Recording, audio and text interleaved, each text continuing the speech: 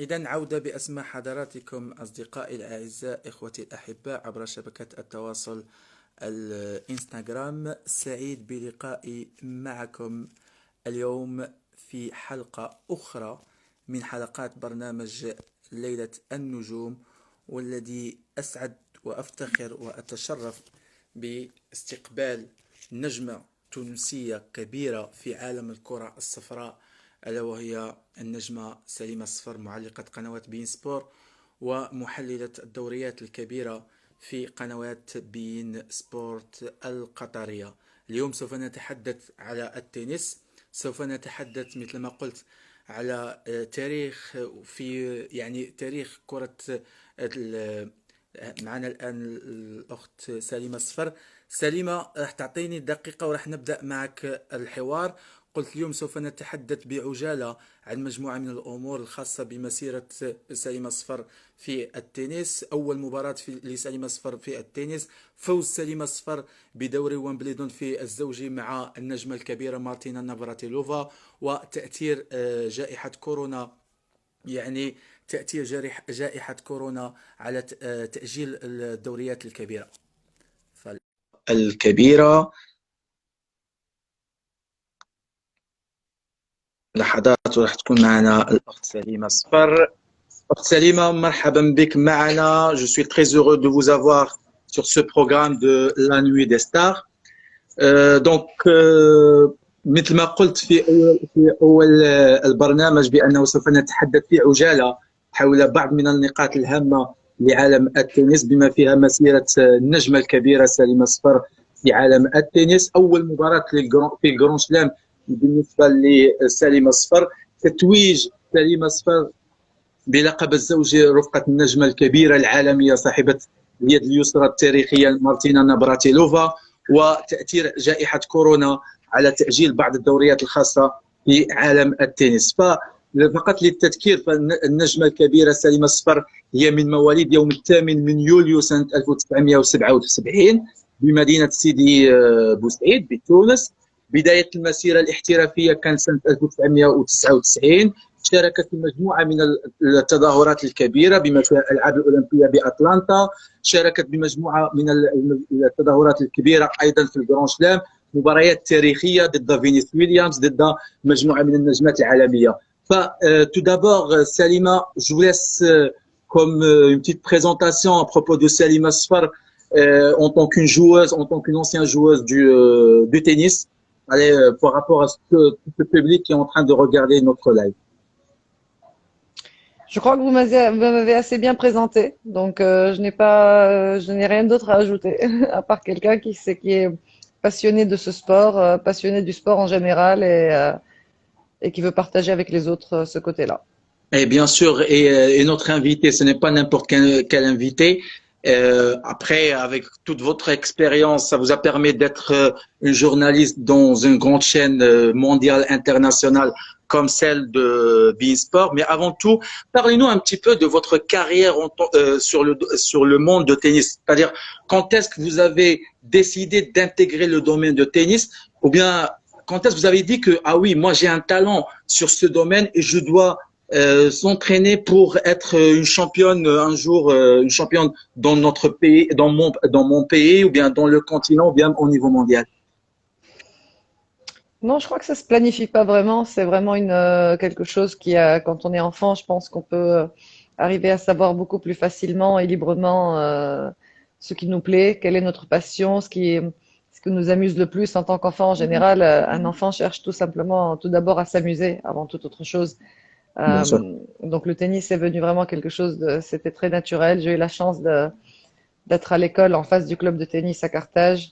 Donc avec les amis, souvent juste après l'école, c'est vraiment l'endroit où on allait s'amuser tous ensemble et on jouait au tennis. Et ça a été vraiment un coup de foudre avec ce sport qui a continué et qui continue jusqu'au jour d'aujourd'hui d'ailleurs. Bien sûr. Après, bien sûr, nous, quand on parle de la Tunisie en tant qu'un pays voisin, peut-être la Tunisie, elle est très connue par le foot, par le basket, par le handball, etc. Mais franchement, vous avez marqué un peu d'histoire parce que une femme tunisienne, elle s'est intégrée dans le monde de tennis. C'est-à-dire elle a gagné beaucoup de matchs et elle a joué dans les matchs, c'est-à-dire des grands chelems. Parlez-nous un peu de quand vous jouez un match de grand chelem, soit Roland Garros, Wimbledon, ou bien l'US Open, ou bien l'Australia Open. Votre sensation par rapport à c'est-à-dire par rapport à ce genre de match, comment vous vous sentez? Comment vous vous préparez déjà? Effectivement, la préparation se fait sur sur plusieurs mois. J'ai fait 37 participations en Grand Chelem, donc c'est un bon nombre. Et c'est vrai que ce sont les tournois qui sont très importants parce que les plus grands. Mais à côté de ça, la préparation se fait aussi sur les beaucoup plus petits tournois, là où il y a moins de monde, là où il y a moins de prestige quelque part, parce que c'est quand même aussi ce chemin-là qui rend plus fort. Et moins de Et médias. il y a moins de médias aussi, effectivement, tout le monde doit commencer quelque part. Et c'est vrai que souvent, les grands chelems, bien sûr, c'est les tournois les plus importants et c'est là où on veut le mieux jouer. Donc, en général, c'est le plus grand objectif qu'on a. Et donc, on se prépare pour ça, on se prépare pour être au pic physiquement, mentalement, tennistiquement, pour les périodes du grand chelem. Mais en fait, toute la préparation se fait aussi un peu plus dans l'ombre, un peu plus dans la discrétion. Souvent on voit seulement le type de l'iceberg, mais la grosse base et le gros travail se fait souvent là où les gens ne le voient pas et pour pouvoir justement arriver à faire de très beaux résultats dans les tournois importants comme les tournois du Grand Chelem qui effectivement donnent une sensation assez incroyable parce que c'est à chaque fois qu'on arrive là-bas, ça nous rappelle tout le travail qu'on a fait et ça nous rappelle les moments difficiles, les challenges qu'on a passés. Il n'y a que comme ça qu'on peut arriver justement au top. Donc c'est toujours avec beaucoup de gratitude en général qu'on arrive à des tournois comme les tournois du Grand Chelem. Bien sûr. Et moi hier, j'étais en train de regarder quelques matchs de Salim Asfar. Ça me rappelle un grand match contre Venus Williams à Roland-Garros. C'était un match exceptionnel, là où tout le monde a parlé de Salim Asfar, le talent de Salim Asfar, etc. Mais permettez-moi de revenir avec vous un petit peu en arrière. Avant que vous êtes devenu, c'est-à-dire une star mondiale, est-ce qu'il y avait une joueuse qui était votre idole sur le domaine de tennis? Alors d'abord, je pense pas être une star mondiale, Ah non, mais si je le suis, tant mieux. Mais non, j'ai la fierté d'avoir été la première femme arabe à avoir ouvert la porte pour le tennis au top niveau. Donc ça, c'est une très grosse fierté. Euh, Après, oui, une idole, sincèrement, non, parce que encore une fois, j'étais la première femme arabe, et donc j'avais pas une femme arabe avant moi non, je parle d'idole côté que j'aurais international. pu. Oui, oui, oui, j'ai compris que j'aurais pu regarder ou qui aurait pu peut-être me donner un tout petit peu le chemin, les erreurs à pas faire ou les choses à faire. Mais au niveau international, sincèrement, j'ai pas eu énormément d'idoles. Euh, J'aimais beaucoup Steffi Graf en tant que joueuse, mais de là à dire idole, c'est peut-être beaucoup, mais j'ai beaucoup aimé cette athlète.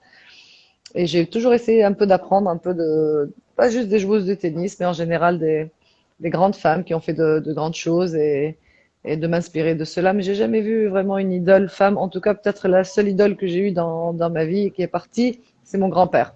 Ah Et oui. ça, c'est un pionnier et c'est quelqu'un qui, je pense, m'a beaucoup énormément inspiré et qui continue à le faire. Donc, si je parle d'idole, je dirais mon grand-père.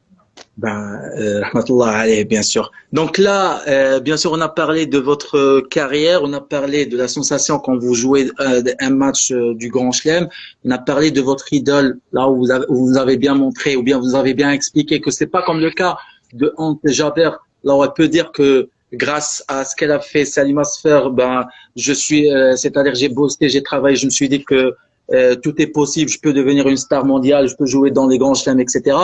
Mais on ne doit pas oublier que Salim Afer a gagné l'une des tournois les plus prestiges, c'est le tournoi de Wimbledon en double, avec une star impressionnante qu'elle s'appelle Martina Navratilova. Parlez-nous un petit peu de ce tournoi, de ce titre qui va rester un peu gravé dans votre histoire en tant que joueuse de tennis. Oui, c'est vrai, j'ai beaucoup de reconnaissance par rapport à cette opportunité que j'ai eue et que j'ai su utiliser à bon escient. C'est vrai que Wimbledon est un tournoi qui est déjà, bien sûr, très prestigieux, mais ça a toujours été l'un de mes tournois préférés. Et le gagner avec la reine de Wimbledon, qui est Martina et qui est une amie, c'est quelque chose de vraiment, voilà, c'est un très très bon souvenir. C'est un très bon souvenir mais c'est pas une fin en soi.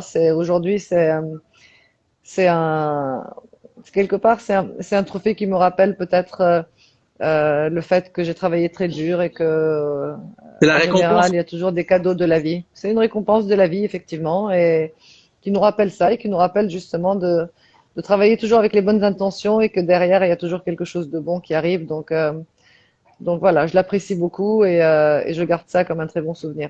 Et contre qui? Contre Lindsay Davenport, une des grandes joueuses qui a été en finale. Vous avez gagné 7-6 en première manche. Après, il y avait l'abandon de l'autre double. Mais franchement, ça me fait un grand plaisir en tant que des Arabes de voir une athlète, une joueuse de tennis Bien sûr. ce tournoi.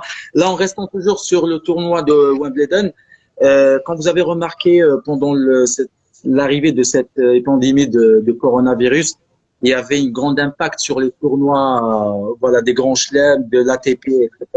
On a vu le report de Roland Garros jusqu'à le mois de septembre prochain, et surtout l'annulation pour une première dans Ouais. l'histoire c'est-à-dire de tennis, l'annulation de tournois de Wimbledon. Qu'est-ce que vous pouvez nous dire à propos de ça? Eh bien, je pense que c'est là. Il y a plusieurs points à voir. En tout cas, personnellement, la manière dont je le vois, c'est que déjà, cette pandémie a quand même montré qu'il y a autre chose dans la vie que voilà, il y a plus important que les tournois du Grand Chelem ou que le travail, ou que les finances, ou que le matériel. Il y a la santé, il y a les choses, il y a la famille, il y a les choses qui nous rendent vraiment heureux. Tout le reste, ça part, ça vient.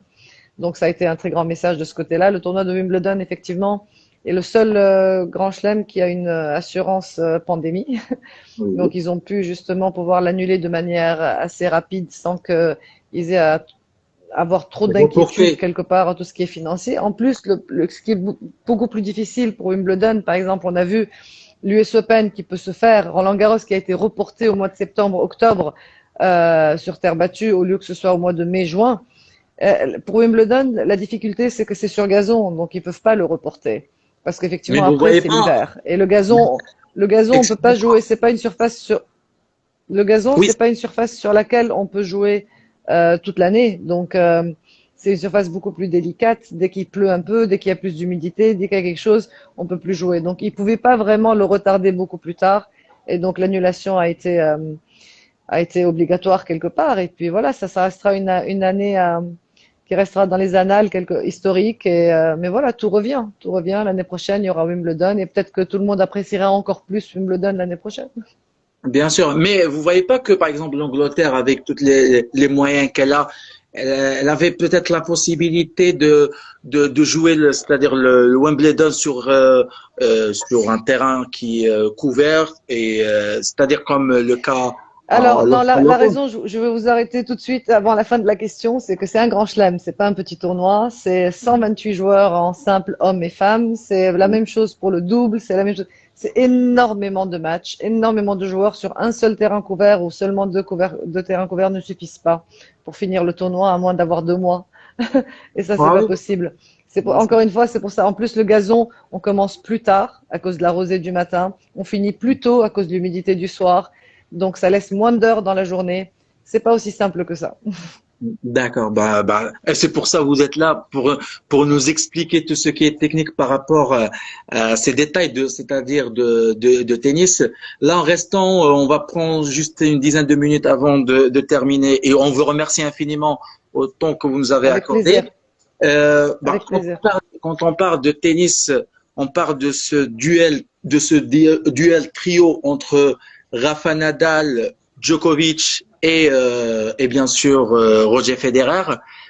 Selon vous, sans le fait de rentrer sur le détail, ou bien avant de rentrer sur le détail, quel est le joueur qui est le plus proche par rapport au style de Salima Sfar quand elle était joueuse de tennis? C'est-à-dire, quel est le joueur que Ah, Salima elle aime bien de le regarder? Est-ce que Roger, avec sa technique, est-ce que l'agressivité de Djoko, ou bien la rage de vaincre de Rafa Nadal? en fait, je respecte énormément les trois. Vous m'avez juste donné l'exemple des trois meilleurs pratiquement de tous les temps. Donc, c'est vraiment des joueurs qui vont rester dans l'histoire de ce sport et qui ne peuvent être que respectés au maximum, avec tous des styles différents. Bien sûr. J'apprécie tous les styles, c'est-à-dire que pour Roger, son talent est juste incroyable.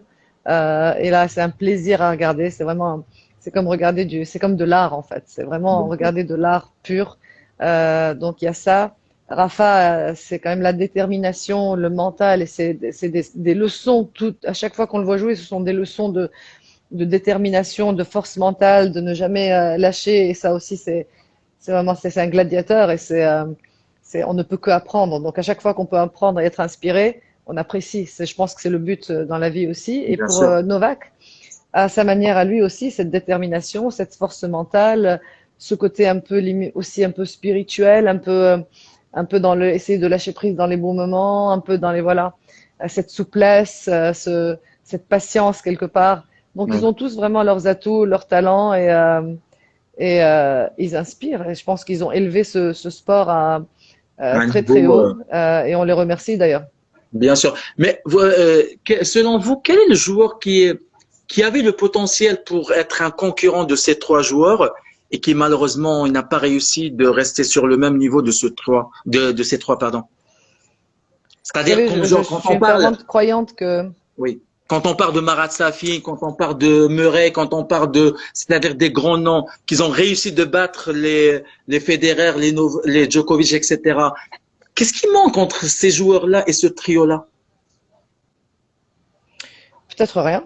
Peut-être que chacun un peu a son style de jeu et chacun a eu sa période et son temps. Je pense que Marat, à son époque, a quand même beaucoup fait parler de lui avec sa propre personnalité et son propre potentiel.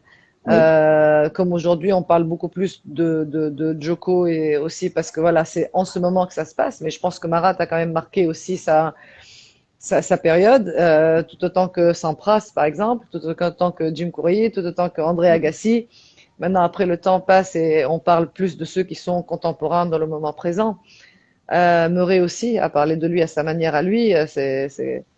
Maintenant, tout le monde a du potentiel. Effectivement, tout le monde peut avoir du potentiel, mais ce qui fait un grand champion, c'est d'exploiter ce potentiel au c'est le maximum mental. ou d'une manière optimum.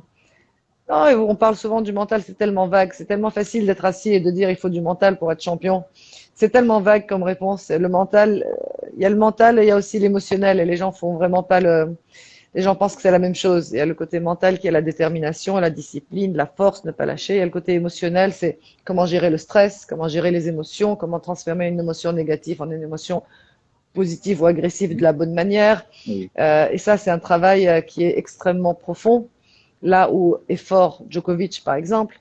Euh, donc, oui, le potentiel, il est là. Mais comment l'utiliser d'une manière optimum est le plus gros challenge. Et c'est pour ça qu'il y a beaucoup de respect souvent pour ceux qui arrivent au bout, parce que on n'arrive jamais au bout sans avoir transcendé des montagnes de challenge et avec des moments très difficiles, avec des émotions très difficiles, y faire face, les progresser, avancer. Et encore une fois, souvent, on ne voit seulement que le type de l'iceberg où tout le monde est dans cette lumière et des stars et des célébrités. Mais pour y arriver, il n'y a pas C'est une célébrité qui n'a pas dû passer par des moments très difficiles.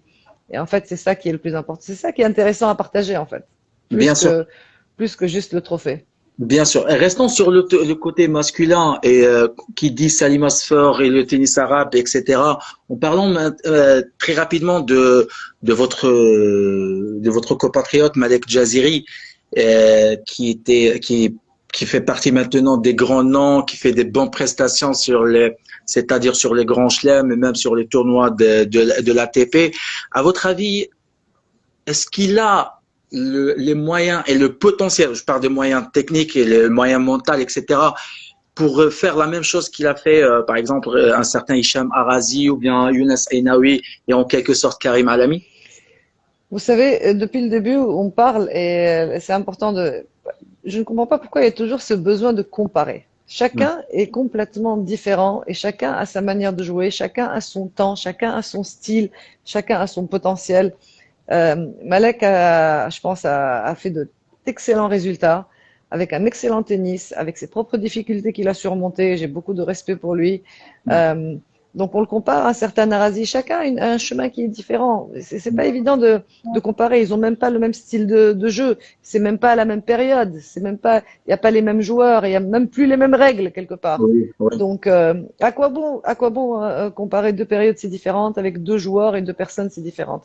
Pour parler de Melek, c'est quelqu'un qui a voilà, qui a fait encore une fois de très bons résultats, qui a aidé non seulement au tennis tunisien, mais au tennis arabe en général avec cette image. Ça a été une locomotive, ça a été une inspiration. Et encore une fois, lui aussi, on le remercie énormément pour ça. Et c'est un très bon ami, donc je lui fais un clin d'œil aussi. Ah, bien sûr. Et qui dit Malek Jaziri, dit Ons Jaber aussi. Cette, cette La même pépite, chose, exactement. en fait, cette pépite qui est en train de se démarquer, de montrer que le tennis arabe, comme on avait les Salima à un certain moment, les Marocains à un certain moment, le Malek à un certain moment, là, je suis là et je peux jouer contre les grands noms, etc. Quel est le secret c'est-à-dire de cette, de Ons Jaber, qui lui a laissé être parmi les grands noms maintenant sur le monde du tennis? Mais il n'y a pas de secret. Il y a le travail, il y a l'envie, il y a le fait de ne pas baisser les bras. Il y a encore une fois traversé des périodes pas faciles, ce qui lui est Oui, arrivé à elle aussi. C'est une amie aussi. Donc il oui, n'y a pas de secret. Il y a avancé, il y a tout donné, il y a la détermination, combien on le veut et combien on y croit. Voilà, c'est tout simplement, c'est combien on le veut et combien on y croit. Parce que le vœu va déterminer tout le travail et l'énergie et le temps et la priorité qu'on va y donner. Et oui. ça, on ne peut pas y arriver sans ça. Et y croire, c'est important aussi pour la confiance et pour y arriver. Donc voilà. D'accord. Il nous reste deux petites questions avant c'est-à-dire de terminer notre interview, là où je veux remercier encore une fois, chère Salima. Euh, Quand on parle du monde de tennis en général, il y avait beaucoup de noms qui ont marqué l'histoire du tennis, côté féminin comme le côté masculin. Il y avait depuis Monica Seles, Steffi Graf, Gabriela Sabatini, etc., jusqu'à l'arrivée de Martina Hingis, de Kim Clijsters, de Justin Henin, etc. Quel est le joueur qui reste le joueur, c'est-à-dire la joueuse, c'est-à-dire la plus préférable chez vous? Je pars côté féminin Joueuse ou avant. joueur Oui? féminin? Non, je pars côté féminin. Oui. Féminin, je dirais Steffi Graf. Pour quelle raison? Je dirais Steffi Graf. C'est Pour qu'est-ce son qu'elle avait comme athlétisme, pour son athlétisme, pour son charisme sur le terrain, pour son attitude, pour cette classe qu'elle avait, pour le fait qu'elle avait toujours la bonne attitude sur le court, à toujours se battre avec beaucoup de grâce, avec beaucoup d'élégance et beaucoup d'athlétisme, avec un très beau tennis. Et voilà, elle a été un exemple pour beaucoup. Et c'est quelqu'un qui est, en tant que personne aussi, qui est une très bonne personne. Donc, je dirais Steffi Graf. et quand on parle de McEnroe, quand on parle de Henri Lecomte, Guy Forget, André Agassi, Sampras, Courrier, Becker, etc. Côté masculin, c'est qui? Je resterai sur Federer. C'est très difficile je sais que c'est la réponse facile, mais il a vraiment apporté beaucoup au tennis. Et voilà, comme j'ai dit tout à l'heure, il a sorti en fait de l'art de ce jeu. Ça a vraiment rendu quand on le voit jouer, on voit vraiment le côté artistique de ce sport qui est très touchant. On Oui, sent la passion. Il a gagné tellement de tournois. Et encore, quand il gagne encore aujourd'hui, c'est comme s'il a gagné le tournoi pour la première fois. Et oui. ça montre encore une fois toute cette passion qu'il a. Donc, avec un tennis comme le sien, avec un talent comme le sien, c'est difficile c'est difficile de l'égaler, franchement.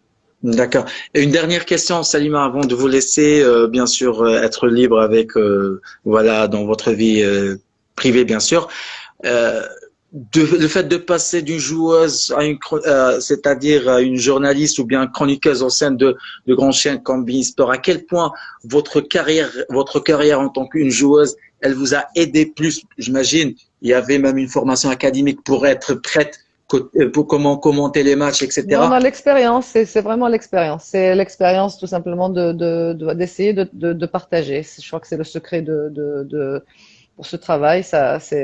C'est une évolution naturelle. On apprend tellement durant une carrière. J'ai une carrière assez longue, donc on apprend des moments difficiles encore plus et on apprécie les bons moments et on voit pourquoi on a des bons moments et ce qu'il faut traverser. On sait aussi comment ça se passe pendant un tournoi, pendant les entraînements, pendant une blessure.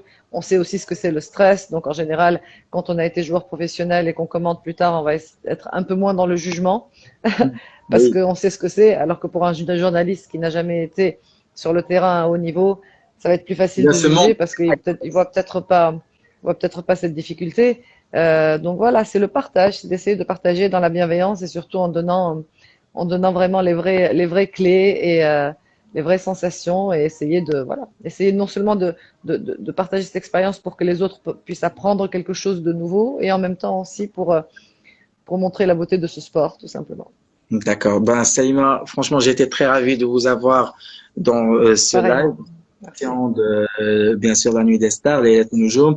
Là, je vous laisse le dernier mot pour le peuple marocain, pour le peuple arabe en général qui est en train de regarder ce live, pour un message d'espoir, parce que ce que vous avez fait sur le domaine du tennis, ça reste quelque chose de l'exemple.